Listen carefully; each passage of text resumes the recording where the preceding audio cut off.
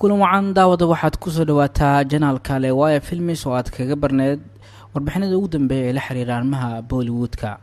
maqaalkeena maanta waxaan ku qaadaa dhigaynaa mid ka mid ah directorada ugu guulaha badan ee Hindiya, sidoo kalena film sameeye magac ku leh Bollywoodka. filmkiisa koowaad ayuu adduunka ku qabsaday, waana film ka mid ah filimada lagu jecel yahay Hindiya ee ka hadla jecel dhexmaraya arday isku college ah. waana filmka Kuch Kuch Hota Hai ee ka wada soo muuqdeen Shah Rukh Khan, Kajol, Halka Rani iyo Salman Khan ay muuqaal marti ah ku lahaayeen. qofka lamaahe waa Karan Johar. warbixintan ayaa kaga hadli doona sida uu ku noqday shaqsigan guulaha u saaxiibka ah iyo cabsida ka hor gudbanaa. waraysi uu bixiyay ayuu arrintaasi kaga hadlay.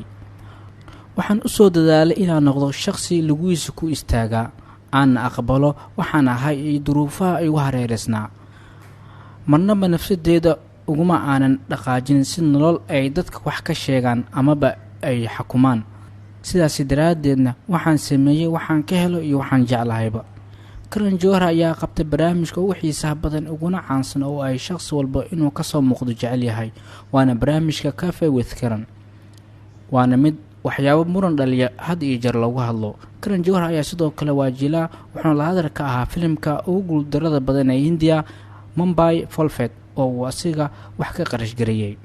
xidigan ayaa ka hadlay sida ay isku yihiin ciyaarta ama dheesha. haddii aan rabo inaan masrax ka ciyaaro oo aan qoob ka ciyaar ku soo bandhigo, maxaa le waxa ahay film sameeya, waxa la yidhaha film sameeya ma ku ciyaari karo barnaamijyada reality show-ga ah. maxaa yeelay taasi ma ahan wax lagu bartay film sameeye, laakiin yaa sidaasi dhahay. waxay kaloo leeyihiin kuma qasbana inuu qabto barnaamij talk show ah. film sameeyahan ayaa filmada oo soo saaray waxaa ka mid ah Kuch Kuch Hota Hai, Kabhi Khushi Kabhie Gham, Kal Ho Na Ho, My Name Is Khan, Kabhi Alfidna Kehna, Mumbai Films iyo filmo kaloo caan ah.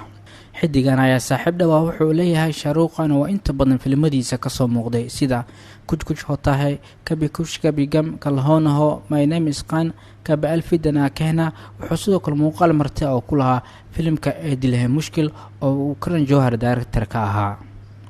warbixintan intaas ayaan ku soo xiriyay. haddii aad ka heshana la wadaaga asxaabtaada.